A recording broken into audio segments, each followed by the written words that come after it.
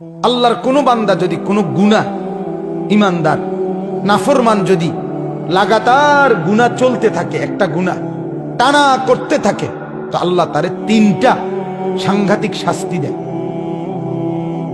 কথা বুঝছেননি আমার? মানে এক তো হলো আমার গুনাহ হয়ে গেছে, আমি ছেড়ে দিছি, আবার সাথে সাথে ভুল হয়ে গেছে। আরেকটা হলো গুনাহই আমার জিন্দেগি, আমি গুনাহটাকে, আল্লাহর এই নাফরমানিটাকে আমার জীবনের সাথে মিশিয়ে ফেলছি। এটাই আমার ধারাবাহিক 10 বছর, 5 বছর, 20 বছর, 6 মাস আমি একই রকম নাফরমানি করছি। এরকম যদি করো হয়, আল্লাহ যখন অসন্তুষ্ট হয়, ভাই ছেলেরা তোমরাও শোনো, আল্লাহ তখন তাকে 3টা সাংঘাতিক শাস্তি দেয়। কি কি? 1 নাম্বার, আদাল্লাহুল্লাহ, আল্লাহ তখন নিজে নারাজ হয়ে আল্লাহই তাকে পথভ্রষ্ট, গোমরা করে দেয়।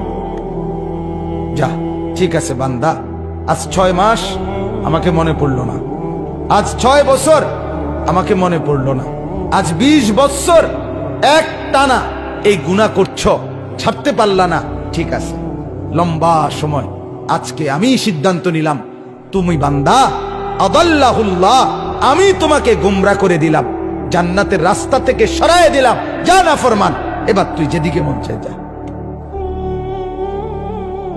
এটা আল্লাহ করে। 2, ওয়া খাতামা আলা সামঈহি ওয়া কলবি, কোরআনের আয়াত। আল্লাহ বলে 2 নম্বর শাস্তি দেই, গুনাহ যখন লম্বা হয়, নাফরমানি যখন দীর্ঘদিন হয়ে যায়, আমি আল্লাহ নারাজ হয়ে একদিন কান এবং অন্তর এই 2টার মধ্যে মোহর মেরে দিই। ওয়া খাতামা আলা সামঈহি ওয়া কলবি, কানে এবং অন্তরে আল্লাহ বলেন আমি মোহর মেরে দিই। অর্থাৎ তখন আর এই কান হকের কোনো কথা, আখিরাতের কোনো কথা শুনে না। এই অন্তর আল্লাহ, পরকাল, আখিরাত, মৃত্যু পরবর্তী মিজান, হাসর নসর কিছুই আর এই অন্তর বোঝে না, মোহর মেরে দেয়, একবারে সিল মেরে দেয়। 3, ওয়াজআলা আলা বাসারিহি গিশাওয়া, আল্লাহ বলে আমার নাফরমানি যখন বেড়ে যায়, আমি 3 নম্বরে চোখের সামনে পর্দা ফেলে দেই। আচ্ছা এবার বলেন তো, আপনি বলেন, একজন বুঝের মানুষও যদি ভাবেন, আপনি বলেন আল্লাহ যদি কাউকে পথ ভুলাইয়া দেয়, আল্লাহই যদি কারণ কান আর অন্তর মোহর মেরে দেয়, আল্লাহই যদি কারো চোখের সামনে পর্দা ফেলে দেয়, এবার তারে হেদায়েত দিবে কে? বলো না ভাই, তোমারে এবার আলোর পথ দেখাবে কে? তোমারে এবার জাহান্নাম থেকে বাঁচাবে কে? এই ঠিক এই কথাটাই আল্লাহ কোরআনে বলছে। এরপরে কথা এটাই, ফামান ইয়াহদিহি মিন বাদিল্লাহ, রব্বুল আলামিন বলে, বন্ধু আমি যাকে গোমরা করে দিলাম, আমি যার কান আর অন্তর মোহর মেরে দিলাম, আমি যার চোখের উপরে পর্দা ফেলে দিলাম, এবার বন্ধু বলেন তো, ফামান ইয়াহদিহি মিন বাদিল্লাহ, আমি আল্লাহকে বাদ দিয়ে বলেন তো এই নাফরমানকে হেদায়েত কে দিবে? কে দিবে? আর কোত্থেকে আলো পাবে? দুনিয়া তো চলবে বাপ। আপনি এবার বলেন, আমি রাগ করে নয়, বুঝার জন্য বলি, আজকে যার বয়স 60 বছর, 50 বছর যে মুরব্বীর বয়স, এবড়া এখনো বিড়ি খায়, আপনি মনে করেন তো এবড়ার এই নাফরমানিটা যে কতদিন ধরে? কথাটা বলেন, 60 বছর 50 বছর ধরে লাগাতার আপনি একই রকম বিড়ি খেয়ে যেতেছেন, সিগারেট খাইতেছেন। আজকে 30 বছর আপনি একই রকম চা দোকানে বসে টেলিভিশন নর্তকীর নাচ দেখেন, কথায় কথায় গালি দেন। আপনি বলেন তো চাচা, আপনার গন্তব্য কোন দিকে যাচ্ছে? বলেন, গুনাহ কত লম্বা হয়েছে বলেন তো? আজকে 20 বছর মনে করেন যার ঘরে রঙিন টেলিভিশন চলে, একই রকমের প্রতিদিন স্ত্রী ছেলে মেয়ে নাচ গান সিনেমা নাটক দৃশ্য উলঙ্গ পনা দেখে, এই ঘরের হালাতটা কি মনে হয়? কত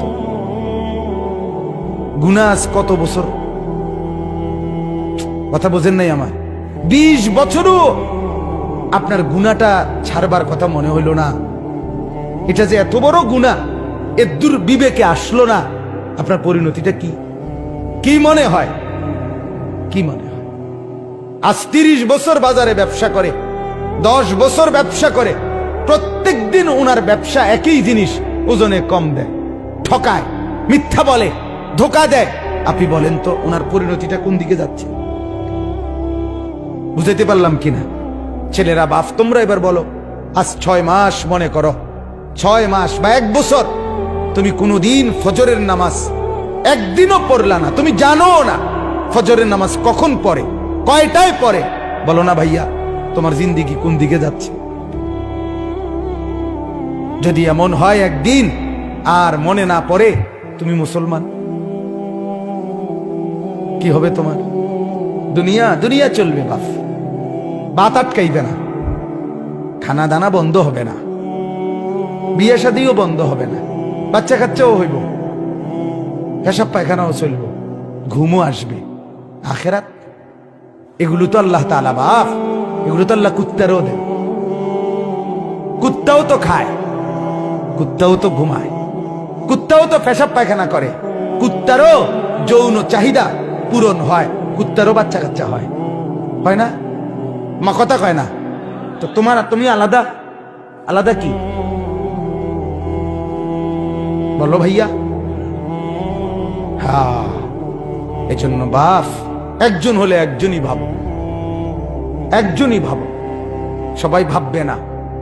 আল্লাহ কোরআনেই বলছে অধিকাংশ গাফেল, অধিকাংশ গাফেলই থাকবে। ইবলিস আল্লাহকে বলছে, আল্লাহ আমারে তাড়াইয়া দিলেন, যাইতেছি গা, তবে মনে রাখেন আপনার বান্দার ডানে বামে সামনে পিছনে চতুর্দিক থেকে আমি গুনার কুমন্ত্রণা তাকে দেব, ফলে আপনার বেশিরভাগ বান্দা আপনার অনুগত পাবেন না। ওয়ালা তাজিদু আকসারাহুম শাকিরিন, বেশিরভাগ পাবেন না। এ তো আগের কথা, আল্লাহ কাছে ইবলিস বলে রাখছে। কিন্তু একজনই ভাবেন। আপনি বলেন না আপনার ছেলের গতি কোন দিকে? আমি কিছুদিন আগে চাচা এক জায়গায় মাহফিলে গেছি, এক জেলায়, আমি নাম বলতেছি না। ওনাদের বাবা, কথা শুনেন, 6 সন্তান, ওনাদের বাবা ওই জেলার শ্রেষ্ঠ আলেম ছিলেন, বড় মাদ্রাসার প্রতিষ্ঠাতা। ওই মাদ্রাসার মাহফিলে গেছে, 6 ছেলেই লন্ডন থাকে, তার মধ্যে 4 জন দেশে আসছে ওই মাহফিল উপলক্ষে। 4 জনের চেহারার দিকে আমি তাকাইয়া দেখলাম, একজনের চেহারা তো ন্যূনতম কোনো দাড়ি নেই, এবং শার্ট প্যান্ট এভাবে পরা, আজকে মাহফিল উপলক্ষে মনে হয় যেন নতুন করে শেভ করছে, স্পেশাল শেভ দিছে। কথা বুঝছেন? আহা, আপনি বলেন তো, আপনি ভাবেন তো, এই বাবার ছেলেরা যদি এভাবে ইসলাম ভুলে যায়, এদের সন্তান, কথা বোঝেন নাই আমার, এদের পরবর্তী জেনারেশন, এর পরের জেনারেশন আর চিনবে ইসলাম? 50 বছর পরে কি হইতে পারে? ছেলেরা এবার তোমরাও বলো ভাই, আমার অনুরোধ ভাই, আমি খুব বেশি আহাজারি করি, তোমরা এই ছেলেরা তোমরা বলো, তোমরা যদি জীবন এমন হয় তোমাদের এই বয়সে, তোমরা যদি সারা দিন মোবাইলেই ছবি দেখো, নাচ দেখো, গান দেখো, সিনেমা দেখো, নর্তকী দেখো, এক ওয়াক্ত নামাজ পড়তে যদি মন না চায়, তো তোমার সামনে যে জেনারেশন আসবে, আমি যেমন আমার বাবার ছেলে, আমারও তো এখন 4টা ছেলে মেয়ে, কথা বলেন না কেন? তো তোমার সামনে তো চিরেই আগামী 20 বছর পরে, আগামী 30 বছর পরে তোমরাও ছেলেরা, তোমাদেরও তো জেনারেশন আসবে। আল্লাহ চাহে তো তোমরাও তো বিয়ে করবে, তোমরাও তো ইনশাআল্লাহ সন্তানের বাবা হবে। তুমি ভাবো তো, তোমার আখলাক যদি এমন হয়, তো তোমার সন্তানটা কি করবে তখন?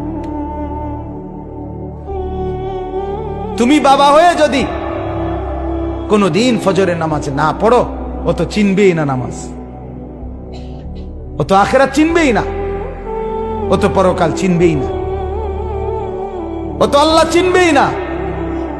এজন্য দয়া করো, দয়া করেন বাবারা, আপনাদেরকেও বলি, আপনি আপনার ছেলের দিকে নজর দেন, মেয়ের দিকে নজর দেন, স্ত্রীর দিকে নজর দেন, এটা জিম্মাদারি। ফালিযালিকা ফাদউ, দাওয়াত দেন, আল্লাহর দিকে দাওয়াত দেন, তাহলে নিজের স্ত্রী, নিজের ছেলে, নিজের মেয়ে, নিজের পাড়া, নিজের মহল্লা, নিজের এলাকা, এক উম্মতের দায়িত্ব আমাদের তো শুধু এতটুকুও না, সারা পৃথিবী দাওয়াত দেওয়া, সমস্ত মানুষকে আল্লাহর দিকে ডাকা, এটাই আমাদের জিম্মাদারি। সেই ব্যাপক দায়িত্ব আমাদের, সেখানে আমরা কিছুই না করলে আল্লাহর কাছে কি জবাব দিব বলে? এজন্য দয়া করে প্রত্যেকের কাছে অনুরোধ, আপনারা প্রত্যেকেই দাওয়াত ও তাবলীগের মেহনতে আল্লাহর রাস্তায়, আবারও এই গ্রামে প্রচুর দাওয়াত ও তাবলীগের মেহনত চলছে, বিগত দিনের ইতিহাস এটা, আলহামদুলিল্লাহ। আমরা অনুরোধ করব আপনাদের এই ঐতিহ্য দাওয়াত ও তাবলীগের এই মেহনত আপনারা আগামী দিনেও চালু রাখবেন, বলেন ইনশাআল্লাহ। আপনাদের এই ছেলেগুলোকে প্রত্যেকটাকে দাওয়াত ও তাবলীগের সাথীদের সাথে জুড়ায় দেন, আল্লাহর দ্বীনের পথ ধরায় দেন। তবে শুধু খেয়াল করেন এতটুকু, দেখবেন ইনশাআল্লাহ এদের চেহারা বদলে যাবে, এদের আখলাক বদলে যাবে। এরা মুসলমান, এদের বাবা মুসলমান, এদের মা মুসলমান। এরা জন্মের পরে কানে নর্তকীর আওয়াজ শুনে নাই, আজান শুনছে, গান শুনে নাই। এরা এদেরকে গুনাহ ভুলায় দিছে, নারীর ফাঁদ ভুলায় দিছে।